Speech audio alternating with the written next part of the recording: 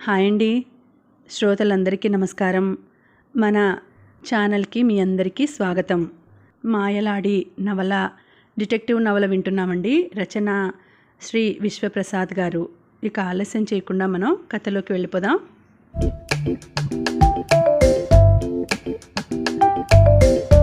రెండు నిమిషాల్లో తాతకు స్పృహ వచ్చింది. అతను కళ్ళు తెరిచి, ఏం జరిగింది బాబు అన్నారు. జరగవలసిందే జరిగింది. ఆ పిల్ల పరారైపోయింది నవ్వుతూ చెప్పాడు యువకుడు. నా మీద ఏదో మందు చల్లి మాయ చేసింది బాబు. నేను ముందే చెప్పానుగా, అర్ధరాత్రి రోడ్ల మీద తిరిగే ఆడవాళ్ళను నమ్మకూడదు. ఆమె మాయలాడి తాత అని ముఖం మీది మసి తుడుచుకున్నాడు ఆ యువకుడు. అతను మరెవరో కాదు, డిటెక్టివ్ భగవాన్ గారి అసిస్టెంట్ రాంబాబు. ఉదయం 6 గంటలైంది. స్నానం చేసి తల దువ్వుకుంటోంది నిషిత. ఇంతలో బయట ఎవరో పారిపోతుంటే జనం తరుముకెళుతూ కేకలేస్తున్నట్లు వినిపించింది. గంగులు, ఏమిటా గొడవ అడిగిందామె. చూస్తానమ్మా అని అతను వీధి గుమ్మం దగ్గరకు వెళ్లే లోపున వీధి తలుపులు భళ్ళున తెరుచుకున్నాయి. ఆ శబ్దం విని కంగారుగా ముందు గదిలోకి వచ్చింది నిషిత. వీధిలోంచి ఓ యువకుడు తలుపులు తోసుకుని బాణంలా లోపలికొచ్చాడు. రాగానే లోపల గడియ వేశారు. అతని క్రాపు చెరిగిపోయింది, బట్టలు చిరిగిపోయాయి, చొక్కా నిండా రక్తపు మరకలున్నాయి, చేతిలో పిస్టలుంది. ఎవరు నువ్వు? తాపీగా అడిగిందామె. దొంగను, దుర్మార్గుణ్ణి, హంతకుణ్ణి. ఇక్కడికెందుకొచ్చావు? పోలీసులు తరుముకొస్తున్నారు, షెల్టర్ కావాలి. ఇవ్వకపోతే? అలాంటి మాటలు వినే అలవాట్లేదు నాకు. మీ ఇద్దరినీ కాల్చేస్తాను, పిస్టలు గురిపెట్టి క్రూరంగా అన్నాడతను. శభాష్, నీ సత్తా తర్వాత చూస్తాను అని గంగులు, ఇతన్ని పక్క గదిలోకి తీసుకెళ్ళు అంది నిషిత. గంగులుతో సహా ఆ యువకుడు పక్క గదిలోకెళ్ళాడు. యథాప్రకారం అద్దం ముందు నిలబడి తల దూకోనారంభించింది ఆమె. ఇంతలో బయట తలుపు కొట్టిన శబ్దమైంది. దువ్వెన చేత్తో పట్టుకొని తలుపు తీసింది ఆమె. ఇన్స్పెక్టర్ ఖాదర్తో సహా 10 మంది కానిస్టేబుల్స్ లోపలికొచ్చారు. గుడ్ మార్నింగ్ ఇన్స్పెక్టర్ గారు, ఏమిటి విశేషం అడిగింది. ఎవడో సత్రంలో హత్య చేశాడు, ఇక్కడికి పరిగెత్తుకుంటూ వచ్చి మాయమయ్యాడు. ఇన్స్పెక్టర్ చెప్పడం పూర్తి కాకుండానే కిలకిలా నవ్వింది. ఆమె నవ్వు చూసి తలకిందులైపోయాడు ఇన్స్పెక్టర్. తెల్లవారిన తర్వాత మీరు తప్ప మరెవరూ ఇక్కడికి రాలేదు. అయినా వెతికించండి, హంతకుడంటే ఎలా ఉంటాడో నాకు చూడాలని ఉంది అంది నిషిత. తన ఉద్దేశాన్ని మార్చుకున్నాడు ఖాదర్. నో, అతను మీ ఇంట్లోకి వచ్చి ఉండడు అంటూ బయటకెళ్ళిపోయాడు. చాలాసేపటి వరకు అక్కడే నిలబడింది. తర్వాత పక్క గదిలోకెళ్ళింది నిషిత. ఆమెను చూడగానే ఆ యువకుడు చిరునవ్వు నవ్వాడు. థ్యాంక్స్ ఎ లాట్ అన్నాడు. మెన్షన్ నాట్, అది నా ధర్మం. హంతకులకు కూడా ధర్మాధర్మాలు తెలుసా? చాలామందికి తెలియకపోవచ్చు, కానీ నాకు తెలుసు. ధర్మాధర్మాల విచక్షణ జ్ఞానం తెలిసినవాడివి హత్య ఎందుకు చేశావు? సూటిగా ప్రశ్నించిందామే. చెయ్యాలని అనుకోలేదు, పరిస్థితులు విషమించాయి, చేయవలసి వచ్చింది, చేసేశాను. హత్య చేస్తే ఏం శిక్ష వేస్తారో తెలుసా? ఇండియన్ పీనల్ కోడ్ 302 సెక్షన్ ప్రకారం మరణశిక్ష విధిస్తారు. దట్స్ ఆల్, నిర్లక్ష్యంగా అన్నాడతను. నువ్వు చావుకు సిద్ధంగా ఉన్నావా? అఫ్కోర్స్, కానీ నేను పట్టుబడితే కదా కోర్టు వారు శిక్షించేది. అలాంటి పరిస్థితి రానే రాదు. నన్ను బంధించి ఉరి తీయడం బ్రహ్మకు కూడా సాధ్యం కాదు. అతని ముఖంలోకి సూటిగా చూసింది ఆమె. చిన్న కళ్ళు, వంకర ముక్కు, చెదిరిన తల వెంట్రుకలు, పైవరుసలో ఓ బంగారు పన్ను, గడ్డం మీద కత్తిఘాటు. ప్రొఫెషనల్ గుండాలా ఉన్నాడు. కొంతసేపు ఆలోచిస్తూ ఊరుకొని, గంగులు, ఇతన్ని డాడీ దగ్గరికి తీసుకెళ్ళు అంది ఓ నిర్ణయానికి వచ్చినట్టు నిషిత. ఆ యువకుణ్ణి తీసుకుని 2 గదులు దాటాడు గంగులు. 3వ గదిలో అలమారు ముందు ఆగాడు. అలమారు తెరిచాడు. అతన్ని లోపలికి తీసుకెళ్లి అలమారు మూశాడు. తర్వాత వరుసగా మీటలు నొక్కుతూ తలుపులు తీసుకుంటూ భీమరాజు ఉన్న గదిలోకి వెళ్ళాడు. అతనికి కథంతా చెప్పాడు. సరే, నువ్వెళ్ళు అన్నాడు భీమరాజు. గంగులు వెళ్ళిపోయాడు. ఆ యువకుణ్ణి తేరిపారా చూసి, యంగ్ మ్యాన్, నిన్ను మా ముఠాలో చేర్చుకుంటాను, ఇష్టమేనా అడిగాడు భీమరాజు. అతను తలూపాడు. కానీ మా ఆజ్ఞ లేనిదే అపరాధాలు చేయకూడదు, హత్యలు అసలే చేయకూడదు. అలాగే అన్నాడతను. గుడ్, ఈ క్షణం నుంచి నువ్వు మా మిత్రుడవి. చెయ్యి కలుపు. చెయ్యి ముందుకు చాపాడు భీమరాజు. ఆ యువకుడు చెయ్యి అందించాడు. అతని చేతిని బలంగా నొక్కాడు భీమరాజు. దానికి సమాధానంగా తన చెయ్యి కదలకుండా అదిమి పట్టుకున్నాడు ఆ యువకుడు. భీమరాజు ఇంకా గట్టిగా నొక్కుతూ, మా ముఠాతో సంబంధం పెట్టుకుని నమ్మక ద్రోహం చేస్తే నాలుక పీకేస్తాను అన్నాడు. ఆ యువకుడు తన చేతి వంక చూసుకున్నాడు. భీమరాజు చేస్తున్న ఒత్తిడికి వేళ్లు చిట్లి ఓ రక్తపు బొట్టు నేల మీద పడింది. ఆ రక్తాన్ని చూసేసరికి యువకుని శరీరం కోపోద్రేకాలతో పొంగిపోయింది. వెంటనే భీమరాజు చేతిని బలంగా నొక్కాడు అతను. ఆ ఒత్తిడికి భీమరాజు వేళ్లు చిట్లాయి. 2 రక్తపు బొట్లు నేల రాలాయి. ద్రోహం చేయడం నా వృత్తి కాదు, కానీ నన్ను అనుమానించిన వాళ్ల రక్తం తాగుతాను అన్నాడా యువకుడు. శభాష్ young man, I like you very much. నిన్ను నా ముఠాలో చేర్చుకుంటున్నాను. నెలకు 2000 రూపాయల జీతం, 10,000 అడ్వాన్సు. కానీ నేను ఆజ్ఞాపిస్తే ప్రాణాలు కూడా ఇవ్వడానికి సిద్ధంగా ఉండాలి. అంగీకారమేనా? అగ్రీడ్ అన్నాడా యువకుడు. ఇనపెట్టి తెరిచాడు భీమరాజు. అతని వెనక నిలబడి తొంగి చూశాడు ఆ యువకుడు. లోపల ఉంగరం, కలం మిలమిలా మెరుస్తూ కనిపించాయి. వెంటనే పిస్టల్ తీసి భీమరాజు గొంతు మీద పెట్టాడు. తల తిప్పకో, పక్కకి తప్పుకో అన్నాడా యువకుడు క్రూరంగా. 2 క్షణాలు అలాగే నిలబడ్డాడు భీమరాజు. ఏం కావాలి నీకు అన్నాడు తాపీగా. ఆ ఉంగరం, కలం చెప్పాడు యువకుడు. తీసుకో. భీమరాజు కొంచెం పక్కకు తప్పుకున్నాడు. ఎడమ చెయ్యి ముందుకు చాపాడు యువకుడు. ఇనుపెట్టెలోనున్న కలం, ఉంగరం బయటకు తీయబోయాడు. మిస్టర్ రామ్, వాటిని ముట్టుకున్నావో నీ ప్రాణాలు తీస్తానో వెనక నుంచి సింహంలా గర్జించింది నిశిత కంఠం. ఇనపెట్టెలోంచి చేతిని బయటకు తీశాడు రాంబాబు. పిస్టల్ కింద పడేయ్ మళ్ళీ గర్జించింది ఆమె. పిస్టల్ కింద వేసి దాని మీద కాలు పెట్టాడు రాంబాబు. అతనికి దగ్గరగా విడుతూ, నువ్వు అని ఏదో చల్లని కఠోరమైన వస్తువు మెడకు తగిలి ఆగిపోయింది ఆమె. అంతలోనే, మిస్ నిషిత, నీ చేతిలోని పిస్టల్ ఇలా ఇవ్వు అన్న శాంత గంభీర కంఠస్వరం ఆమెను ఆశ్చర్యపరిచింది. ఆమెతో పాటు రాంబాబు, భీమరాజు కూడా విభ్రాంతులయ్యారు. నిషిత, నిన్ను నీడలా వెంటాడుతూనే ఉన్నాను నేను. నిన్న రాంబాబును మోసం చేయాలని చూశావు. వీరేంద్రను వల్లో వేసుకుని ఎలాగో బయటపడ్డావు. ఆ సమయంలో నీ దగ్గర ఉంగరం ఉందని నాకు తెలుసు. కానీ ఉంగరమే కాదు, కలం కూడా కావాలి. 2 తీసుకోవాలనే వచ్చానిప్పుడు. కంగున మోగింది ఆ కంఠం. రాంబాబు ఆ కంఠాన్ని గుర్తుపట్టాడు. ఆయన డిటెక్టివ్ భగవానే అయ్యుంటారని ఊహించింది నిశిత కూడా. విత్ ప్లెజర్, తీసుకోండి అంది ప్రశాంతంగా. భగవాన్ నెమ్మదిగా పిస్టోలుతో ఆమెను ముందుకు తోస్తూ ఇనుపెట్టె దగ్గరకు తీసుకెళ్లారు. ఇనుపెట్టెలోని ఉంగరం, కలం తీసుకోవాలని చెయ్యి ముందుకు చాపబోయారు. ఇంతలో వెనుక రివాల్వర్ పేలిన శబ్దమైంది. వెనక్కి తిరిగితే చంపేస్తాను. ఇంతవరకు నా రివాల్వర్ గురి తప్పలేదు, ఇప్పుడు కూడా తప్పదు. ముందు మీ చేతిలోని పిస్టల్ కింద పారేయండి అన్న మాటలు దిశలు దద్దరిల్లేట్లు వినిపించాయి. పరిస్థితి తారుమారైనట్లు గ్రహించారు భగవాన్. చేతిలోనున్న పిస్టల్ కింద పారేశారు. రాంబాబు, నీ కాలి కింద మరో పిస్టల్ ఉంది, దానిని దూరంగా తోసేయ్ అదే స్వరం ఆజ్ఞాపించింది. పిస్టల్ని కాలితో పక్కకు తోశాడు రాంబాబు. సర్దార్, ఇహ మీరు తిరగండి. వెనక్కి తిరిగి అట్టహాసంగా నవ్వాడు భీమరాజు. శభాష్ గంగులు, నీలాంటి అనుచరులే నాకు కావాలి అన్నాడు. కిందనున్న 3 పిస్టల్స్ తీసింది నిశిత. పెద్ద తాడు తీసుకొచ్చింది. దానితో రాంబాబును, భగవాన్ని ఎడముఖం పెడముఖంగా నిలబెట్టి వీపులు ఆనించి కాళ్ళు చేతులు కట్టేశాడు గంగులు. మిస్టర్ భగవాన్, మీ వంటి మేధావుల్ని బంధించడానికి కానీ చంపడానికి కానీ నా మనస్సు ఒప్పుకోదు. అయితే ఆ గుప్తధనం నేను స్వాధీనపరుచుకున్నంత వరకు మిమ్మల్ని విడిచిపెట్టలేను అన్నాడు భీమరాజు. ఆ తర్వాత నన్ను చంపడమే మంచిది భగవాన్ గంభీరంగా అన్నారు. మీ ఆత్మాభిమానానికి నా జోహార్లు మిస్టర్ భగవాన్. ఆ ధనం నాకు కావాలి. ఇంతకంటే మీకు వివరంగా చెప్పనక్కర్లేదు. ఆ కాగితం మీ భార్య దగ్గర ఉందని నాకు తెలుసు. నేనే స్వయంగా వెళ్ళి దానిని తీసుకుంటాను అని ఇనప్పెట్టే మూశాడు భీమరాజు. భగవాన్ మాట్లాడలేదు. అమ్మా చండీరాణి, నువ్వు గంగులు నాతో రండి.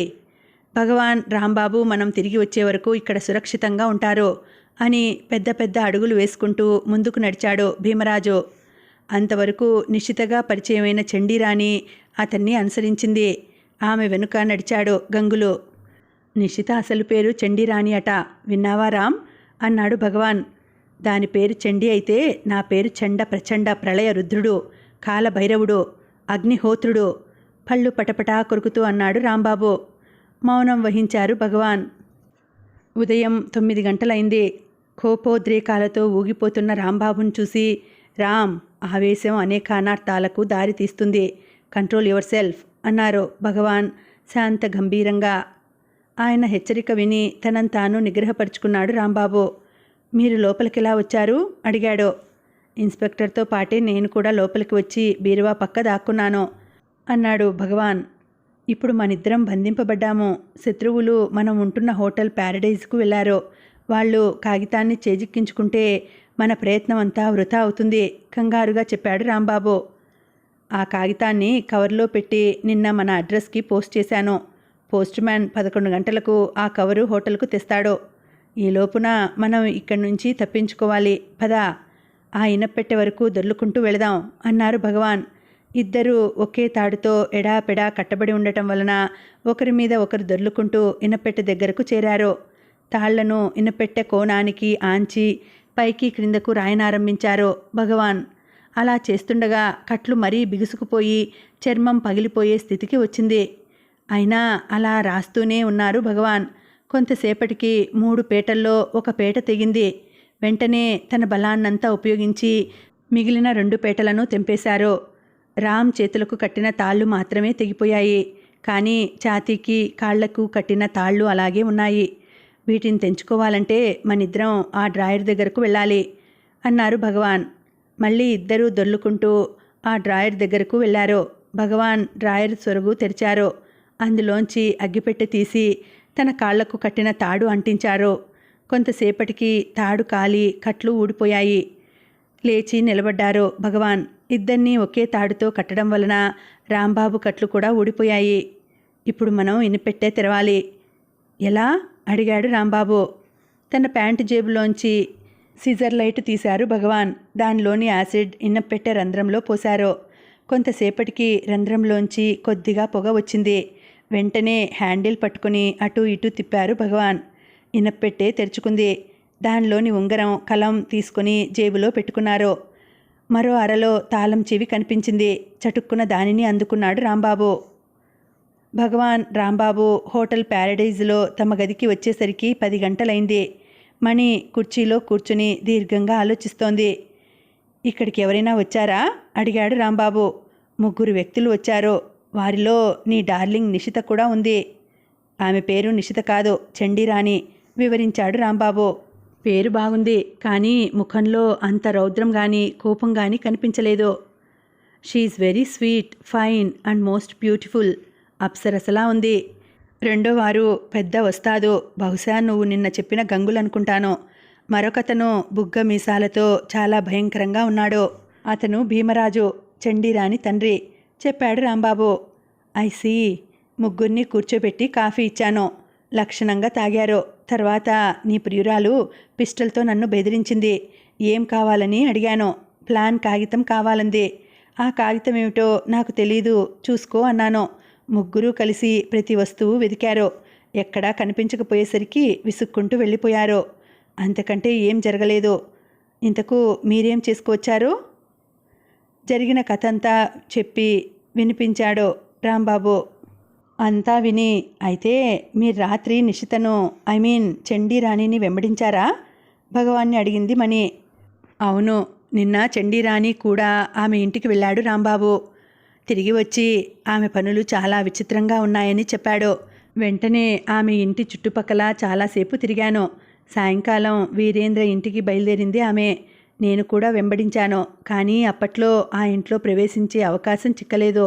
దాదాపు 12 గంటల ప్రాంతంలో నీటి గొట్టాల గుండా పైకి ఎగబ్రాకి 3వ అంతస్తు మీదకెళ్ళాను. అదే సమయంలో వీరేంద్రను మోసగించి ఉంగరం వశపరుచుకుంది చండి. తర్వాత జట్కావాడిగా నటించిన రాంబాబును మోసగించి ఉంగరం పట్టుకొని ఇంటికెళ్ళిపోయింది. రాత్రి రాంబాబు, ఖాదర్, నేను ఒక ప్లాన్ వేశాము. దాని ప్రకారం ఉదయం రాంబాబు వాళ్ళ ఇంట్లో ప్రవేశించాడు. తర్వాత ఖాదర్తో పాటు నేను కూడా లోపల ప్రవేశించి అక్కడే ఉండిపోయాను అని భగవాన్ ఇంకా ఏదో చెప్పబోతుండగా పోస్టులో వచ్చిన ఒక కవర్ ఇచ్చి వెళ్ళిపోయాడు హోటల్ బాయ్. ఏమిటిది? మణి అడిగింది. అసలు ప్లాన్ కాగితం ఇందులోనే ఉంది అన్నారు భగవాన్. ఇంతలో ఇన్స్పెక్టర్ ఖాదర్ హడావిడిగా లోపలికొచ్చాడు. మిస్టర్ భగవాన్, నిన్న మనకు కారులో కనిపించిన శవం మేజర్ ఉపేంద్రది కాదు అన్నాడు కుర్చీలో కూర్చుంటూ. మరెవరిది? రాంబాబు కుతూహలంగా అడిగాడు. మొన్న రాత్రి హాస్పిటల్లో ఓ వ్యక్తి చనిపోయాడు. ఎవరో వచ్చి ఆ వ్యక్తి తమ బంధువని శవాన్ని ఇవ్వమని కోరారు. డాక్టర్ తీసుకెళ్లమన్నాడు. నిన్న మధ్యాహ్నం చనిపోయిన వ్యక్తికి సంబంధించిన అసలు బంధువులు వచ్చి శవాన్ని ఇవ్వమన్నారు. ఆ గుడుపుటాని ఏమిటో అర్థం కావడం లేదు. ఇది ఉపేంద్ర ముఠా వాళ్ళు చేసిన పని. అతను మొన్ననే మాయమయ్యాడు. అతను కనిపించకపోతే మనం అనుమానిస్తామని మన దృష్టిని అతని మీద నుంచి తొలగించాలని ఆ శవాన్ని అతని స్థానంలో పెట్టారు. భగవాన్ చెప్పాడు. ఇప్పుడు నన్నేం చేయమంటారు? ప్రశ్నించాడు ఖాదర్. చండీరాణి ఇంటిని, వీరేంద్ర ఇంటిని ముట్టడించండి. చాలా విషయాలు తెలుస్తాయి అన్నారు భగవాన్ శాంతంగా, గంభీర కంఠస్వరంతో. భగవాన్, రాంబాబు, మణి బయటకు వెళ్ళిపోతుండగా అడ్వకేట్ సుందరం, వాణి కంగారుగా గదిలోకొచ్చారు. మీరు నూజివీడు వెళ్ళలేదా? అడిగారు భగవాన్. లేదు, నిన్న మీతో వెళతానని చెప్పాను. అంతలోనే మరో ప్రమాదం వచ్చి పడింది అన్నాడు సుందరం. ఏమిటది? రాంబాబు అడిగాడు. సుధాకర్ని కిడ్నాప్ చేశారు. వాట్? నొసలు చిట్లించాడు రాంబాబు. అవును, సుధాకర్ని నూజివీడులోనే విడిచిపెట్టి వచ్చాను. మీరు వచ్చాక వాణి నూజివీడు వెళ్ళిపోయింది. నిన్న సాయంకాలం ఇద్దరూ తోటలోకెళ్లారట. వాణి ముందు నడుస్తోంది, సుధాకర్ వెనక వెళ్తున్నాడు. కొంత దూరం వెళ్ళి వాణి వెనక్కి తిరిగి చూసింది. సుధాకర్ కనిపించలేదు. 20 గజాల వెనక ఓ కాగితం దొరికింది. అది ఆ దుండుగులు రాసిన ఉత్తరం అని ఓ కాగితాన్ని భగవాన్కిచ్చాడు సుందరం. అందులో ఇలా ఉంది. వాణి, నువ్వు సుధాకర్ని గాఢంగా ప్రేమిస్తున్నావని విన్నాను. గుడ్. అతను నీ ప్రియుడు, కాబోయే భర్త. So come to the point. నీ గుప్తధనానికి సంబంధించిన ప్లాన్ కాగితం భగవాన్ గారి దగ్గరుంది. ఆ కాగితం మాకు కావాలి. ఆయన దగ్గర నుంచి ఆ కాగితాన్ని తీసుకురా. దాన్ని నాకిచ్చి నీ సుధాకర్ని రక్షించుకో, లేదా అతని శవాన్ని పార్సిల్ చేసి పంపిస్తాను. పబ్లిక్గా అతన్ని వివాహం చేసుకోకపోయినా అతని చావు వలన నువ్వు, నీ ఆత్మ విధవ కావడం ఖాయం. కాగితం ఇవ్వదలుచుకుంటే ఈ ఉత్తరం దొరికిన చోటే పెట్టు. 2 రోజుల టైము, గుర్తుంచుకో. అపరిచితుడు. ఉత్తరాన్ని చదివి, సుందరం గారు, ఇది అపరిచితుడు రాసిన ఉత్తరం కాదు, పరిచితుడు రాసిందే అన్నారు భగవాన్. అంటే? గుప్తధనం కోసం 2 ముఠాలు ప్రయత్నిస్తున్నాయి. వారిలో ఒక ముఠాకు సంబంధించిన వ్యక్తి ఈ ఉత్తరం రాశాడు. అయితే నిన్నటి వరకు అతని దగ్గర ఓ వస్తువు ఉంది. మన దగ్గరున్న కాగితాన్ని లాక్కొని 3వ వస్తువు కోసం ప్రయత్నించాలనుకున్నాడు. కానీ అతని దగ్గరున్న వస్తువు కూడా మరొకరి చేతిలో జారిపోయింది. ఇప్పుడు కేవలం కాగితం వల్ల అతనికి ఏ విధమైన లాభం కలగదు. మీ దగ్గర ప్లాన్ కాగితం ఉందా? వాణి ప్రశ్నించింది. ఉంది. దయచేసి ఆ కాగితం నాకివ్వండి. మౌనం వహించాడు భగవాన్. మీ సలహా ఏమిటి? సుందరాన్ని అడిగాడు రాంబాబు. సుందరం ఏదో చెప్పబోయే లోపున, ఆయన మాట నా మాట ఒకటే. మీరు కాగితం ఇచ్చేయండి. దాన్ని వాళ్ళు చెప్పిన చోట పెట్టేస్తాను. ఇది నా స్వవిషయం అంది వాణి. ప్లాన్ కాగితం తీసుకొని వాళ్ళు సుధాకర్ని విడిచిపెట్టకపోతే? రాంబాబు ప్రశ్నించాడు. ఆ తర్వాత ఏం చేయాలన్నది నేను నిశ్చయించుకుంటాను. ఎందుకంటే ఇది నా వ్యక్తిగత సమస్య. వాణి, సుందరం గారు నేను ఈ కేసులో కలగజేసుకున్నాం కనుక ఇది కేవలం నీ స్వవిషయమే కాదు, మా గౌరవ ప్రతిష్టలు బాగా ఉన్నాయి ఇందులో అన్నారు భగవాన్. మీరు మా కేసు పరిశోధించక్కర్లేదు. నాకు గుప్తధనం అక్కర్లేదు. సుధాకర్ కావాలి. కాగితం ఇవ్వండి చాలు అంది. సారీ మిస్ వాణి అన్నారు భగవాన్ గంభీరంగా. వాణి ముఖం నల్లగా మాడిపోయింది. ప్లీడర్ గారు, ఈయనేనా మీ ప్రాణ స్నేహితులు అని సగంలో ఆపుచేసి వెనక్కు తిరిగింది. రుమాలుతో కళ్ళు తుడుచుకొని 2 అడుగులు ముందుకు వేసింది. ఇంతలో వాణి అన్న భగవాన్ గంభీర కంఠస్వరం ఆమె కాళ్లకు బంధం వేసింది. నీకు ప్లాన్ కాగితం కావాలా? అడిగారు భగవాన్. వాణి మాట్లాడలేదు, అలాగే నిలబడింది. ఇస్తాను, తీసుకో. భగవాన్ వైపుకు తిరిగింది వాణి. డ్రాయర్ మీద ఉన్న చాకు తీశారు భగవాన్. తన కోటు చివరనున్న కుట్లు కోశారు. అందులోంచి చిన్న కాగితాన్ని తీసి ఆమెకిచ్చారు. దానిని తీసుకుని థ్యాంక్స్ కూడా చెప్పకుండా చెరచెరా వెళ్ళిపోయింది వాణి. తలంచుకుని కూర్చున్నాడు సుందరం. మణి, రాంబాబులు ఆశ్చర్యంగా భగవాన్ ముఖం కేసి చూస్తున్నారు. ఉన్నట్టుండి, mister Bhagwan, very very sorry, excuse me అన్నాడు Sundaram. No don't feel sorry mister Sundaram, I'm happy. మీకు మంచి కోడలు దొరికింది. సుధాకర్ని ఆమె ఎంతగా ప్రేమిస్తోందో, ఆమె హృదయంలో అతనికి ఎంత స్థానం ఉందో తెలుసుకోవాలని ఈ పరీక్ష పెట్టాను అన్నారు భగవాన్. పరీక్ష? ఆశ్చర్యంగా అడిగాడు సుందరం. ఇహ అతని మనస్సు నొప్పించడం మంచిది కాదనుకుని ఆ హోటల్లో దిగింది మొదలు అంతవరకు జరిగిన కథంతా చెప్పి, సో డోంట్ వరీ, ఇప్పుడు మన దగ్గర 3 వస్తువులు ఉన్నాయి అన్నారు భగవాన్. ఆశ్చర్యపోయాడు సుందరం. మరి ఇప్పుడు మీరు వాణికిచ్చింది అసలు ప్లాన్ కాగితం కాదా అడిగాడు. కాదు, ఆ కాగితం గురించి ఎవరైనా నన్ను నిర్బంధించవచ్చునని ఓ డూప్లికేట్ తయారు చేసి కోర్టులో పెట్టుకున్నాను. వాణిని తృప్తిపరచడానికి అది పనికి వచ్చింది. అసలు ప్లాన్ కాగితం నిన్న పోస్ట్లో వేశాను, ఇవాళ వచ్చింది. కొంచెం కంగారు పడ్డాడు సుందరం. ఆ నకిలీ కాగితం తీసుకుని సుధాకర్ని విడిచిపెడతారా శత్రువులు అడిగాడు. అది నకిలీ కాగితమని ఎవరికీ తెలీదు. ఇహ అసలు కాగితం ఇచ్చినా వారు సుధాకర్ని విడిచిపెడతారన్న గ్యారంటీ ఏమిటి? ప్లాన్ కాగితం తీసుకొని కలం తెమ్మంటారు, కలం ఇస్తే ఉంగరం కావాలంటారు. బై రేపు ఉదయం మనం నూజివీడు వెళదాం. రాజాగారు ఏ గదిలో చనిపోయారో ఓ మారు చూడాలి. మీరు నిశ్చింతగా ఉండండి. రేపు సాయంకాలం లోపున ఈ కేసు పరిష్కరించి సుధాకర్ని మీకు అప్పగిస్తాను. భగవాన్ ఇంకా ఏదో అనబోతుండగా ఎవరో అమ్మాయి మిమ్మల్ని ఫోన్లో పిలుస్తోంది అన్నాడు రాంబాబు. రిసీవర్ అందుకొని హలో అన్నారు భగవాన్. నా పేరు కుసుమ, మీరు నాకు చిన్న సహాయం చేయాలి. అవతల నుండి మృదువైన కంఠం వినిపించింది.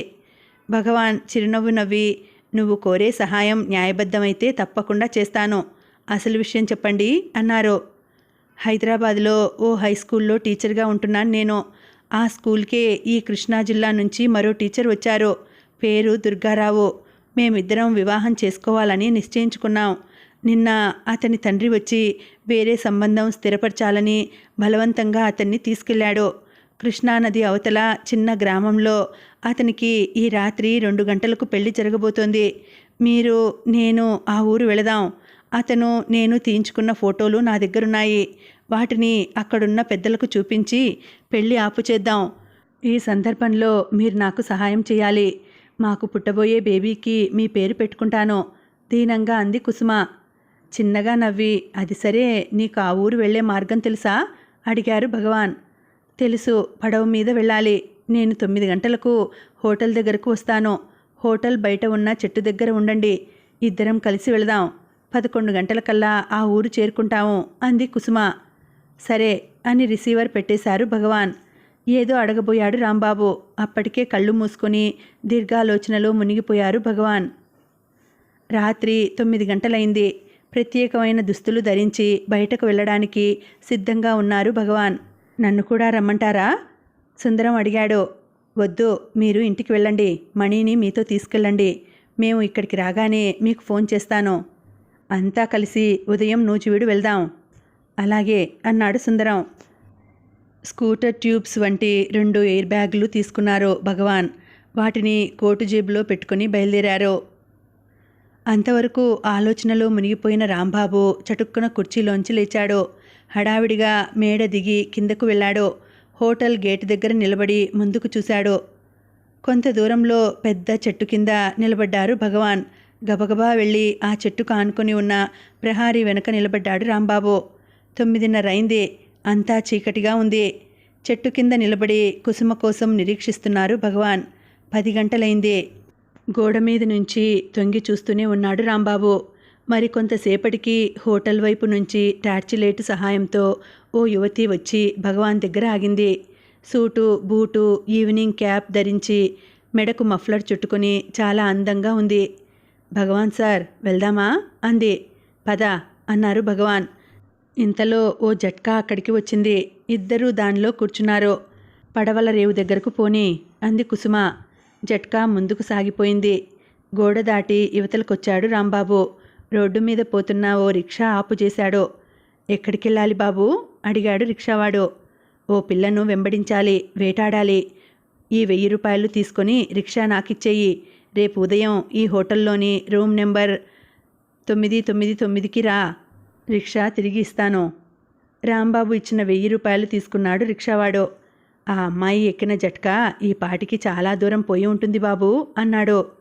ఏ అమ్మాయి? రాంబాబు ఆశ్చర్యంగా అడిగాడు. కోటు బూటు వేసుకొని బ్యాటరీ లైట్ పెట్టుకున్న అమ్మాయి. కోటు బూటు తొడుక్కుంటే అమ్మాయి ఎలా అవుతుంది? ఓయబ్బో, అలాంటి నెరజానల్ని ఎంతోమందిని చూశాను బాబు. సూటు బూటే కాదు, మీసాలు కూడా పెట్టుకుంటారు. తర్వాత అతని మాటలు వినదలుచుకోలేదు రాంబాబు. రిక్షా తొక్కుకుంటూ ముందుకు సాగిపోయాడు. కొనసాగుతుంది. తర్వాతి భాగం వచ్చే వీడియోలో తెలుసుకుందాం. అంతవరకు సెలవు. నమస్తే.